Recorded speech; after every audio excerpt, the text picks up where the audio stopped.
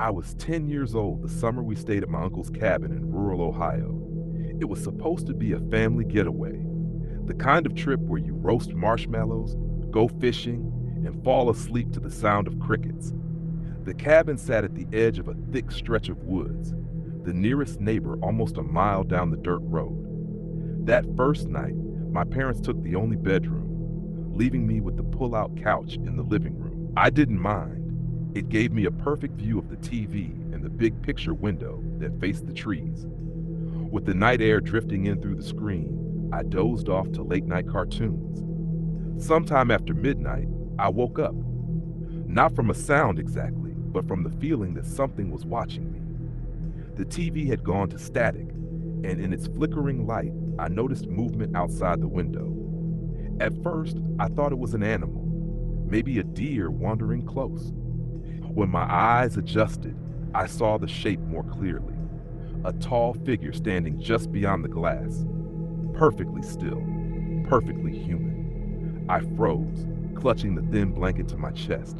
The man didn't move, didn't tilt his head, didn't even breathe, at least not that I could see.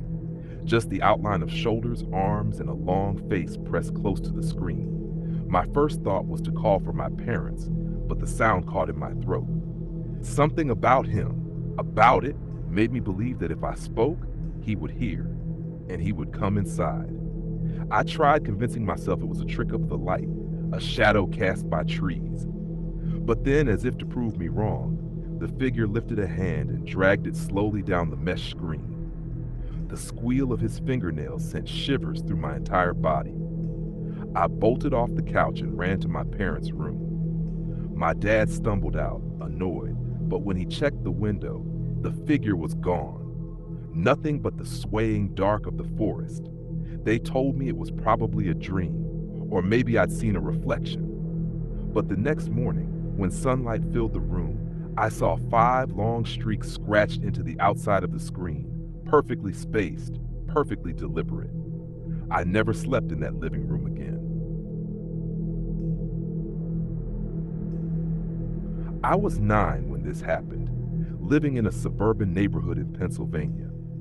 It was early October, the nights had started getting longer, and there was a constant chill in the air. My parents had gone out for dinner, leaving me to play video games in the living room. The backyard doors were locked, the porch light was on, and I thought I was perfectly safe. Around 10:30, I noticed something strange. A shadow moved across the curtains in the backyard. At first, I assumed it was a trick of the streetlight or a passing car, but the movement was deliberate, slow, and unsettling. I crept to the sliding glass door and peered through the blinds. There was nothing, just the backyard, trees swaying in the wind. But then I noticed it again, a dark figure crouched near the far corner, almost blending in with the shadows. I could barely make out the shape of its head and shoulders. My heart raced. I ran to grab the phone to call my parents, but before I could, the figure moved closer.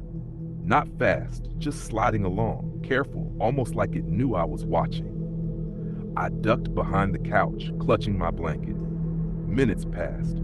Every creak of the house, every gust of wind outside made me jump. Then the figure stepped into the dim light of the porch, and for the first time, I could see it clearly. A man, tall and thin, wearing a dark hoodie, face hidden in the shadow of the hood. He reached toward the glass door, dragging something metallic that clinked softly with each step. I couldn't breathe. I couldn't move. I just watched as he froze in place for a moment, tilting his head as if listening. And then, as suddenly as he appeared, he backed away, slipped into the darkness, and vanished. The next morning, I went outside to check for signs of him. Nothing. Not a footprint, not a scratch, not even a disturbed leaf. But for weeks afterward, I kept the porch light on, and I never played in the backyard after dark again.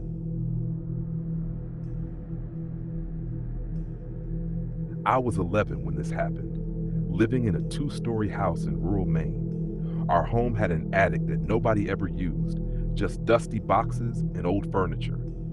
My parents told me to stay out of it, but one rainy afternoon, curiosity got the better of me. The storm outside was relentless, rain pounding against the windows and wind howling through the cracks.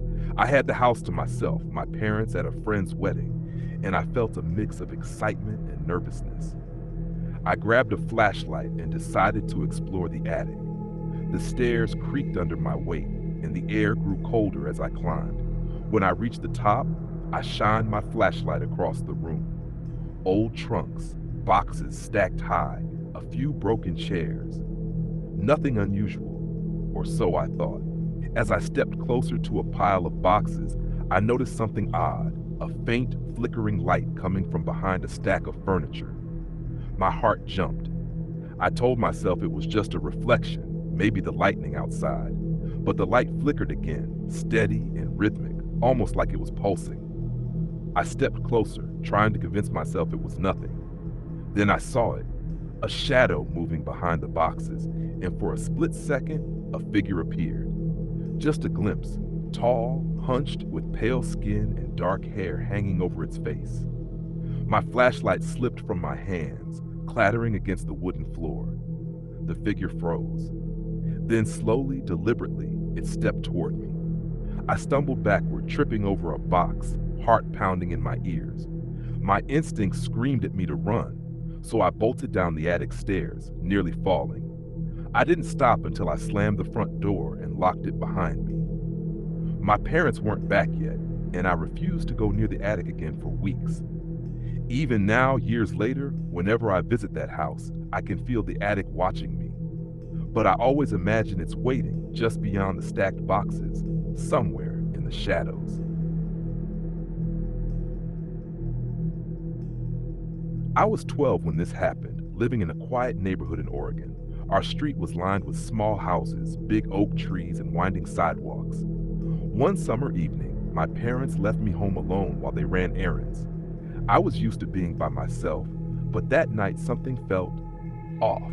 I was sitting in the living room, reading a book, when I heard the faintest tapping at the window. At first, I ignored it, assuming it was a branch from one of the oaks scraping against the glass. But then it came again, a slow, deliberate knock, followed by a pause.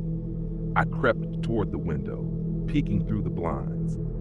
Across the street, I could see the house that had been abandoned for years. But standing in the shadow of the porch was a man I had never seen before.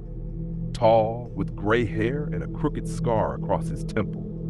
He wasn't moving much, just staring at our house, his hands resting on the railing. I froze, heart hammering. Something about him felt familiar, though I had never met him. I ducked behind the couch, watching him through the slats of the blinds. Minutes passed. The man didn't leave. He didn't blink. And then slowly, he raised one hand and tapped the window again, this time lightly, almost as if testing me. I ran to my parents' room and locked the door, staying there until they returned. When I told them what I saw, their faces went pale. My mom hesitated, then told me a story I had never known. Years ago, there had been a neighbor, Brian, who had been close to our family when I was very young. He had a visible scar on his temple, just like the man outside.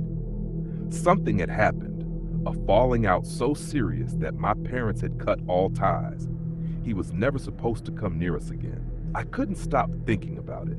Had it really been him, sneaking back after all these years? Or was my mind connecting old memories with what I saw? Either way, the image of that gray-haired man, standing silently across the street, scarred and watching, stayed with me for years. From that night on, I never felt completely safe alone in my house. Every window, every shadow, every faint sound reminded me that someone could be out there, just waiting, just watching.